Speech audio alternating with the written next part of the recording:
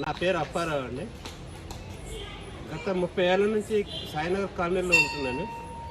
మన చైతన్యపురి కాలనీలో 52 కాలనీల్లో సాయినగర్ కాలనీలో ఉన్నటువంటి ఈ దేవాలయం శ్రీ ప్రసన్నాంజనేయ సహిత శివాలయ దేవస్థానంలో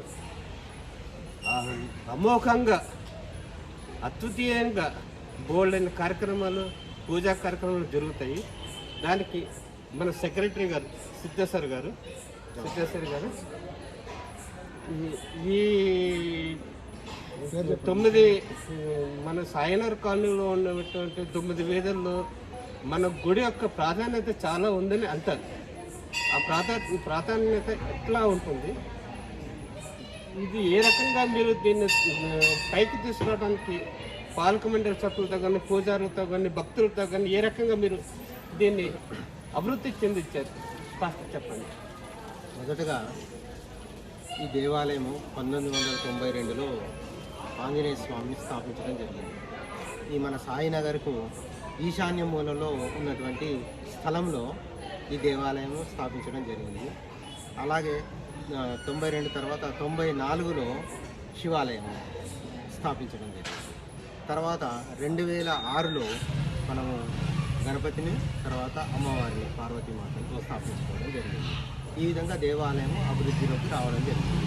సో మనకేంటంటే ఈ కాలనీలో ఈ ప్రసన్నాంజనేయ సహిత శివాలయం అనేది ఇక్కడ దిల్సుఖ్నగర్ చుట్టుపక్కల ఉన్నటువంటి అన్ని కాలనీలలో కంటే ఈ దేవాలయం యొక్క ప్రాముఖ్యత ఏంటంటే భక్తులకు ఒక నమ్మకం. ఇక్కడ ఆంజనేయ స్వామికి ప్రదక్షిణాలు చేసినా కానీ, లేకపోతే శివాలయంలో అభిషేకాలు చేసుకున్నా కానీ వాళ్ళ కోరికలు నెరవేరుస్తారని ప్రగాఢమైనటువంటి నమ్మకం ఉన్నది. కాబట్టి ఇక్కడికి భక్తులు ఎక్కువ సంఖ్యలో వస్తారు. ముఖ్యంగా శ్రావణ మాసంలోను అలాగే కార్తీక మాసంలో విపరీతమైనటువంటి రద్దీ ఉంటుంది, భక్తుల రద్దీ. కాబట్టి ఆ భక్తుల వాళ్ళ మనోభావాలు, వాళ్ళ కోరుకునే కోరికలకు అనుగుణంగా ఆ స్వామివారు కానీ ఆ అమ్మవారు కానీ తీర్చేటువంటి కోరికలతోని భక్తుల సంఖ్య తాకిడి చాలా ఎక్కువగా ఉంటుంది. అది ముఖ్యంగా.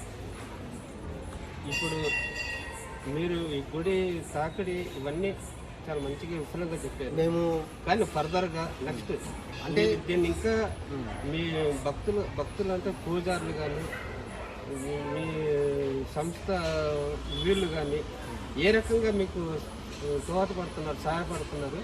ఇంకా మీరు ఫర్దర్గా ఇంకేమైనా కార్యక్రమాలు చేసేవి ఏమైనా ఉన్నాయా? దేవాలయంలో రకరకాల పూజలు జరుగుతూ ఉంటాయి. వాళ్ళ భక్తుల అభిష్టం మేరకు మేము కూడా పాలక మండలి తరఫున భక్తులకు అనుగుణంగానే పూజా కార్యక్రమాలు నిర్వహించడం జరుగుతుంది.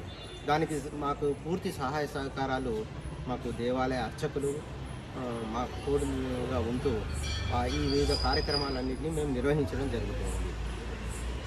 ముఖ్యంగా మన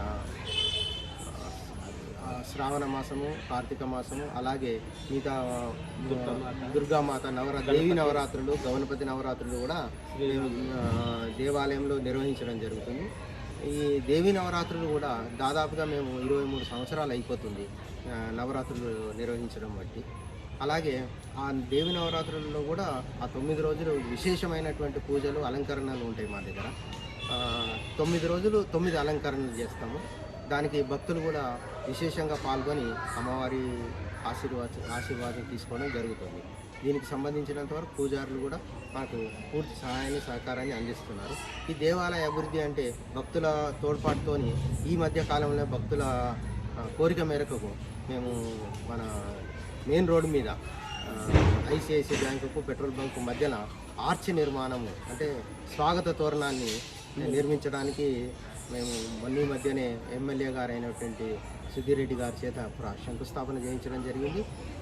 ఆ పనులు జరుగుతూ ఉన్నాయి. దానికి భక్తుల సహకారం కూడా భక్తుల నుండి పూర్తి సహాయ సహకారాలు అందుతున్నాయి. వారి తోడ్పాటుతోనే ఈ కార్యక్రమాన్ని నిర్వహిస్తూ ఉన్నాం. ఈ మధ్యకాలంలో బ్రహ్మోత్సవాలు కూడా చేస్తున్నారని విన్నా.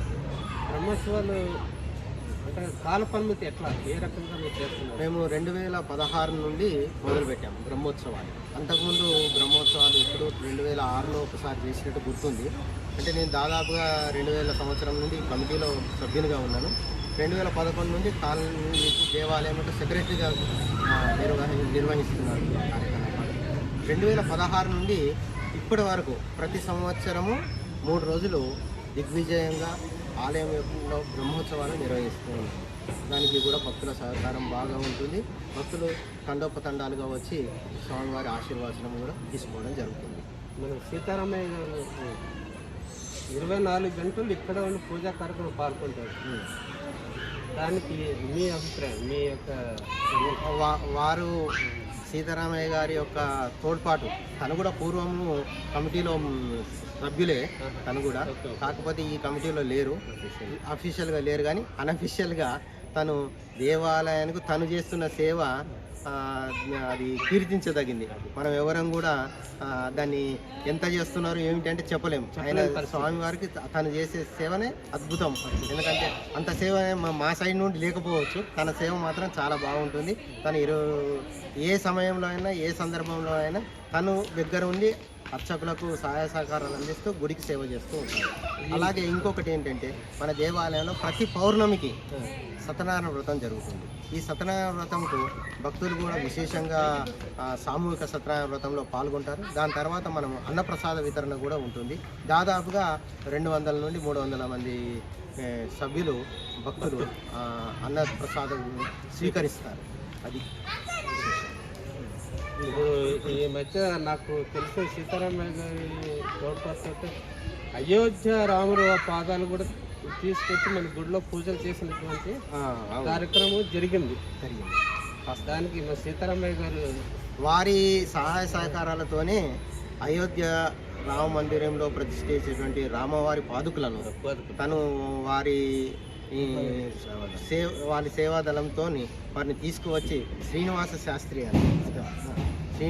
గారిని కూడా తీసుకొని వచ్చి వారి రాముల వారి పాదాలను ఇక్కడ అందరి భక్తుల చేత అభిషేకం చేపించి ఆ తీర్థ ప్రసాదాలు కూడా ప్రసాదంగా ఇవ్వడం జరిగింది భక్తులందరికీ. అందులో చాలామంది భక్తులు పాల్గొని చాలా సంతోషపడ్డారు ఈ కార్యక్రమానికి. మాత్రం మీ అనుభవాలు కూడా చెప్పండి సార్. సీతారామయ్య సార్ నమస్కారం. ఓం నమ శివాయ. జై శ్రీరామ్, జై శ్రీ హనుమాన్. ఈ గుడి నింజలో నేను 26 సంవత్సరాల నుంచి సేవ చేస్తున్నానండి. నేను గవర్నమెంట్ సర్వెంట్ని. నా వీలు అయిన టైం, ఆఫీస్ టైమ్స్ కాకుండా మిగిలిన టైంలో ఉదయం సాయంత్రం రోజు గుడికి వచ్చి ఇక్కడ గుడిలో ఉన్న స్వామివారికి కావాల్సిన సదుపాయాలకి పూజారులకి చేదోడు వాదోడుగా వారి చేతి